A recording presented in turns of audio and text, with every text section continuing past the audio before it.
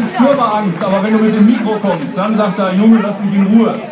Papa, wir wissen alle, dass du richtig gut Deutsch kannst. Ja, wenn du mit den Jungs Scherze machst, ne, mit den Jungs aus der Mannschaft Witze machst, ja, das kannst du gut. Ja, ein bisschen. Und deshalb schaffst du jetzt auch so ein Interview hier. Du hast in der Sommerpause Europameisterschaft gespielt. Wie war das? Ja, aber okay. Ich bin in Deutschland, aber egal. Alles gut. Gegen Deutschland verloren, habt ihr da vorher Sprüche geschoben, hier, Benny und du? Ja, sprechen ein bisschen. Und was? Ja, alles Gute. Nix.